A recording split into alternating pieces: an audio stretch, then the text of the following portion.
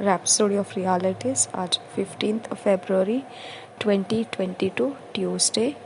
आज 15 फरवरी 2022 मंगलवार। Pastor Chris ओयाखिलोम द्वारा जो वचन हमको सीखने के लिए मिला है, John 14 chapter 20 verse. John 14 chapter 20 verse. यूहन्ना रचित सुसमाचार 14 अध्याय का 20 वचन। इस वचन के आधार से आज जो विषय हमको सीखने के लिए मिला है वो है he does not work by feelings. वो महसूस होने के अवस्थाओं में से काम नहीं करता है। He does not work by feelings. वो महसूसीकरण में से काम नहीं करता है।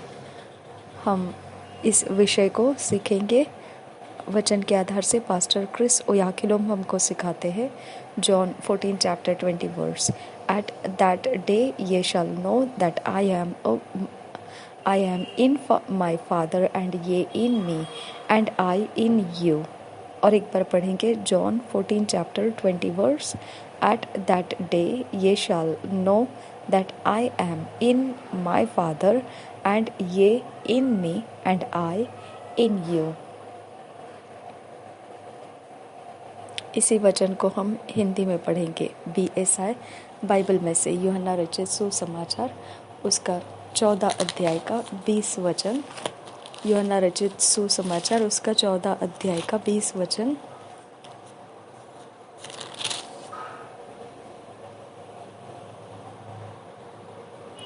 उस दिन तुम जानोगे कि मैं अपने पिता में हूँ और तुम मुझ में और मैं तुम में।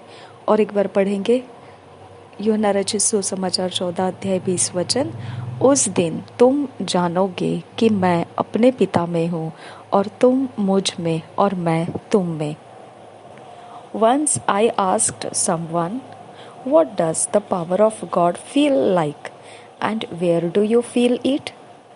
एक समय था कि मैंने किसी को पूछ लिया, परमेश्वर के सामर्थ कैसे रहती है, कैसी महसूस होती है और किस जगह हमें महसूस होती है। He could not tell. वह इसका जवाब बता नहीं सका। So I began to explain it to him. फिर मैंने उसको समझाना शुरू कर दिया। We can have feelings all over our body and recognize it's the power of God. We can have feelings in our hands and recognize it's the power of God.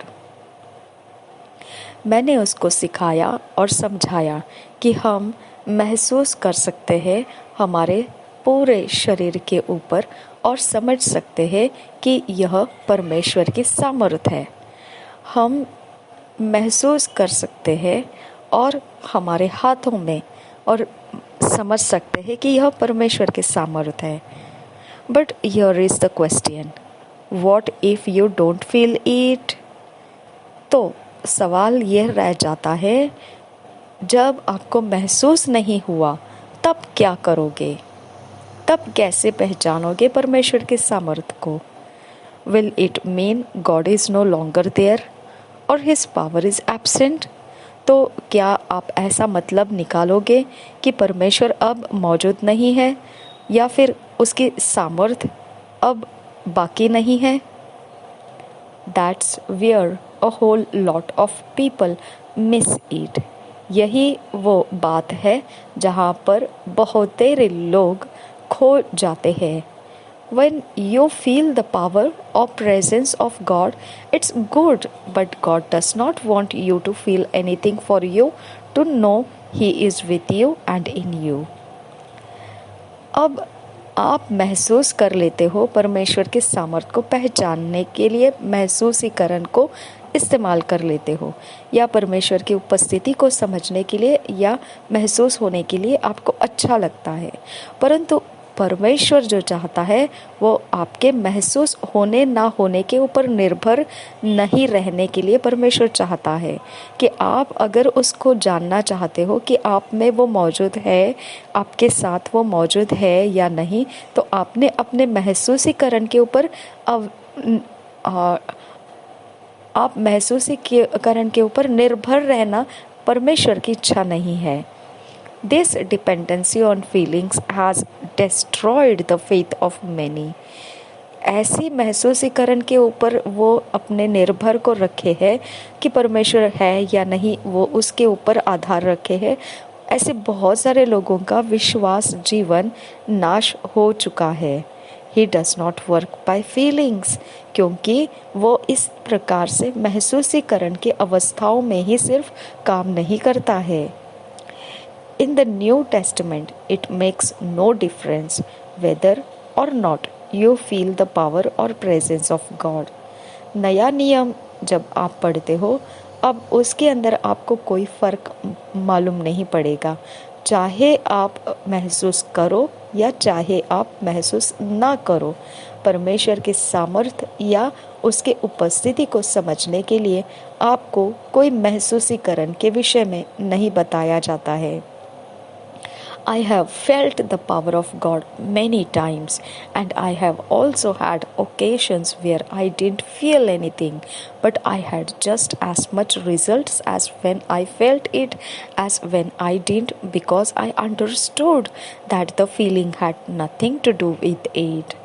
जब मेरे पास ऐसे बहुत समय हो चुके हैं कि मैंने महसूस किया परमेश्वर के सामर्थ्य को मेरे ऊपर, और ऐसे भी बहुत सारे समय रह चुके हैं जब मैंने महसूस ही नहीं किया है परमेश्वर की सामर्थ्य मुझ पर है। अब बात ऐसी बन गई कि जब मैंने महसूस किया तब भी वह नतीजा रहा कि परमेश्वर के काम हो रहे थे, और जब मैंने महसूस नहीं किया तो भी नतीजा आने में कोई फ़र्क नहीं पड़ा है। वह उससे ही और वैसे ही वो नतीजा लेकर आता रहा जब मैं महसूस भी नहीं कर रहा था कि परमेश्वर की सामर्थ्य मुझ पर है या नहीं। तो इस प्रकार से महसूस होना या ना होना, मैंने समझ लिया, कोई मायने नहीं रखता है परमेश्वर की उपस्थिति को पहचानने का या फिर परमेश्वर के सामर्थ्य को पहचानने का। Understand something, the totality or fullness of the Holy Spirit lives in you. इस बात को गौर कीजिए, समझिए। संपूर्णता, परिपूर्णता, पवित्र आत्मा आपके अंदर जीवन जी रहा है। It does not get better than that. इससे ज़्यादा अवस्था आपको और कहीं नहीं मिलेगी। सही और अच्छी अवस्था आपको कहीं नहीं मिलेगी इससे ज़्यादा, कि पवित्र आत्मा को आप समझ जाइए कि वह संपूर्णता है और वह पूर्ण रूप से आपके अंदर जीवन जी रहा है। God does not increase himself or reduce himself in you. परमेश्वर आपके अंदर ना घटने के लिए है और ना ही बढ़ने के लिए है। वो बिल्कुल आपके अंदर जैसा है वैसा ही रह रहा है। He dwells in you in his full measure. वह अपने पूर्णता में आपके अंदर जीवन जी रहा है। Are you aware that God is not more in heaven than he is in you? क्या आप इस बात को जानते हैं? इस बात के विषय में आपके अंदर कोई सोच है कि परमेश्वर जो है वह स्वर्ग में ज़्यादा नहीं, स्वर्ग से भी ज़्यादा वो आपके अंदर मौजूद है। क्या आप इस बात से वाकिफ़ हो? You are his living tabernacle, his habitation and his mobile headquarters. आप उसके जीवित मंदिर हो, आप उसके निवास स्थान हो और आप उसके चलते फिरते केंद्र स्थान हो। You are in him and he is in you. वो आप में है और आप उसके अंदर है। In other words, you have become his habitation and he has become your habitation. Hallelujah. दूसरे शब्दों में कहा जाए तो आप उसके निवास स्थान बन गए हो और वह आपका निवास स्थान बन गया है। Hallelujah. You live in him and he lives in you. वो आप में रहता है और आप उसमें रहते हो। This has fulfilled the dream of Jesus Christ in his prayer to the Father as read in our theme verse. I am in my Father and ye in me and I in you. यही वचन जो एक स्वप्न के रूप में यीशु मसीह ने उसके प्रार्थना करते वक्त पिता से बोलकर दिखाई थी। इस प्रकार से उसने बोला था, जो हमने शुरुआती वचन में पढ़ा, 14 अध्याय यूहन्ना का 14 अध्याय 20 वचन, उस दिन तुम जानोगे कि मैं अपने पिता में हूँ और तुम मुझ में और मैं तुम में। और एक बार पढ़ेंगे यूहन्ना रचित सुसमाचार 14 अध्याय 20 वचन, एक बार पढ़ेंगे। उस दिन तुम जानोगे कि मैं अपने पिता में हूँ और तुम मुझ में और मैं तुम में। The Holi spirit made it happen. पवित्र आत्मा ने इस वचन को होना संभव करके दे दिया। You are inseparably one with him, so don't rely on your feelings in relating with God, rely on his word। आप अलग किए जा नहीं सकते हैं। प्रभु यीशु मसीह आपके अंदर है, परमेश्वर आपके साथ है। आप इन चीज़ों से, जो परमेश्वर आपके साथ, आप परमेश्वर के साथ, ये बात को आप अलग नहीं कर सकते हैं। इसके लिए अपनी महसूसीकरण पे आप निर्भर मत रहिए। परमेश्वर के विषय में जानकारी रखने के लिए आप निर्भर रहिए परमेश्वर के वचन के ऊपर, उसके विषय में जानकारी रखने के लिए, उसकी उपस्थिति और उसके सामर्थ्य को समझने के लिए। God is a spirit and he relates with you with your spirit through the word.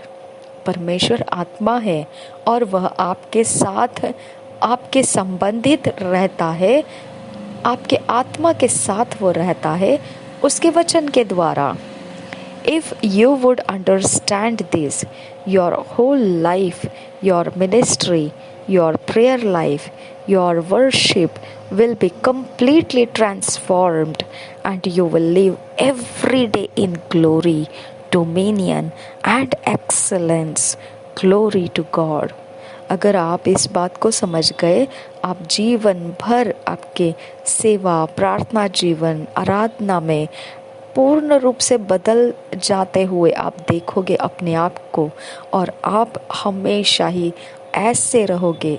एक एक दिन, हर एक दिन महिमा में, प्रभुता में, उत्कृष्टता में महिमा हो परमेश्वर की।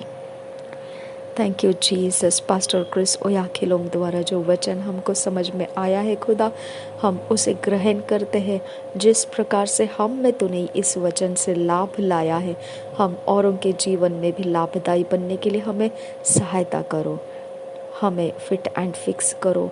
ईश्वरीय रचना डिवाइन ऑर्डरलीनेस में लेकर आइए। इस वचन के आधार से नासरी यीशु मसीह के नाम में विनती करते हैं पिता, सुन और कबूल कर। आमीन, आमीन, आमीन।